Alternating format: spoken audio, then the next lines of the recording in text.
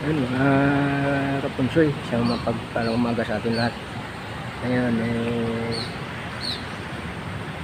nais na natin kita sa inyo mga kapunsoy yung ginagawang retaining wall dito sa Tulian River. Yan, iniwan na ng kontraktor yan yung ginawa nila dyan, yung hagdanan.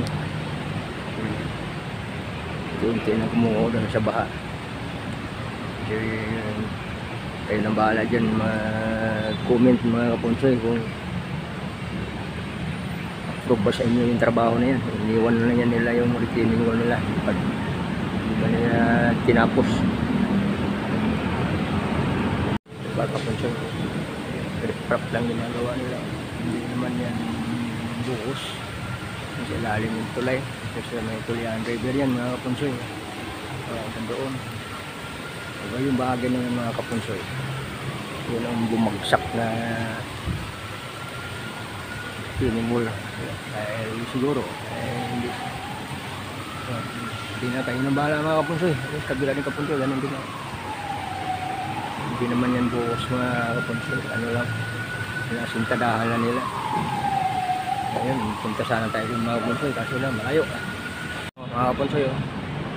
Iniwan lang yan, tiwang mga kapunsoy. Pag may baha mga kapunsoy, unti-unti na yung mawasak yung mga kapunsoy. Yung ginawa nila ng retaining wall. Makarating sana dito ni Secretary Dizon. Bahala na siya dyan mag-decision kung approve ba yan, trabaho na yan o hindi. Ayan mga kapunsoy, yung bahagi na yan mga kapunsoy, sa kabila na yan, kaya ito yun siguro yung standard ng plano nila. Pero pagdating doon sa kabila mga kapunsoy, yun magkikita na yan, basta lang na itinayo nila yung retaining, binuhusan patayo. O kabila, ganon din yung kabila. Ay, pag malakas ang baha mga kapunsoy, mabubuwal lang din yan. Yan, kayo nang bahala yun mga kapunsoy kung approve yan dyan sa DPWH yung mga trabaho ng mga kapunsoy.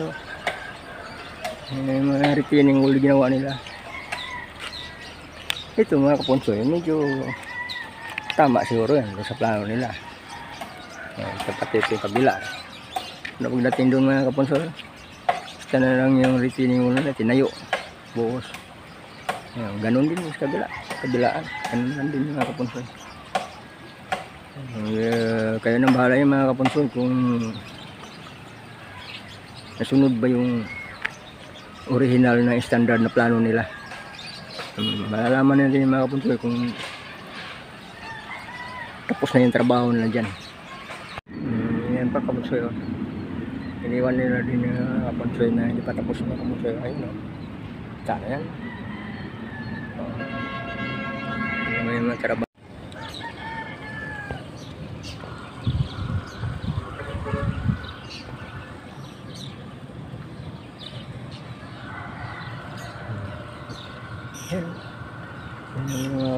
Tapos pa yan, maayos pa yung trabaho na yun. Nauuka na sa bahay mga kapunsoy. Tapos ba yan, maayos ba yung trabaho ng mga kapunsoy.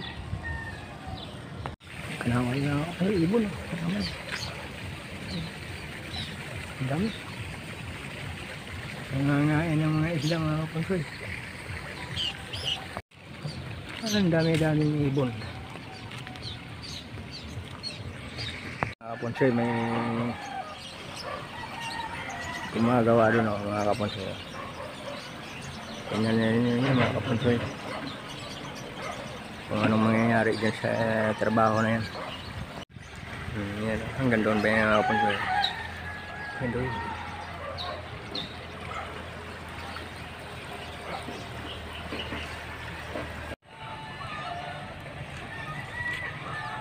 Mga ngalakal mga kapunsoy.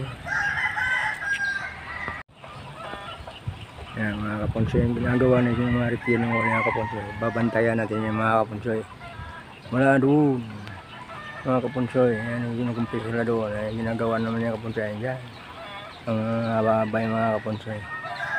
Yan hanggang doon yan yung mga kapunsoy sa tulay ng Atirto papuntang Santa Lucia. Ayan mga kapunsoy, babantayan natin yan.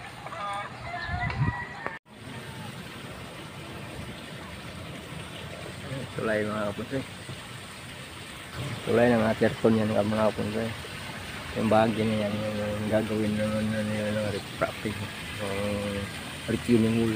Gandoon yun mga kapunsoy sa taas. Gandoon. Yan ang babantayan natin yung mga kapunsoy. Kasi mga kapunsoy, doon sa bahagi ng taas yung sinahuro natin kanina. Simula na sila doon. Yan. Haba yan mga kapunsoy. Haba ng crack mga kapunsoy. Pero yun ang palitadahan nila mga kapunsoy. Crack na yan. Haba. Pinagpinturahan na nila mga kapunsoy. Ganyan yan. May gano'ng kahaba yan. Yan ang ulo na yan. May crack.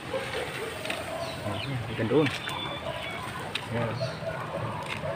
Yan nakahaba yan mga kapunsoy. Yan palitadahan nila yung crack. Kapunsoy. Haba. Hanggang doon yan mga kapunsoy. Haba yung crack na yan.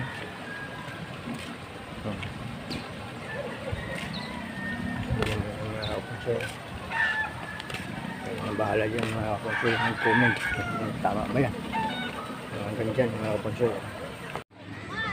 Yan yung ibong kanawa mga kapunsoy.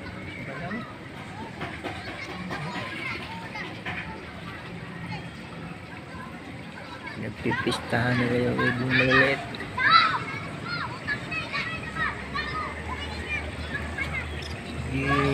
Ligo na pa unoy.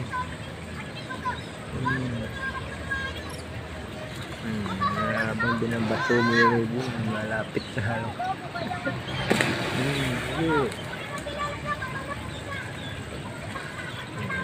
Yung bata nito, takot siya. Bibili ng daga.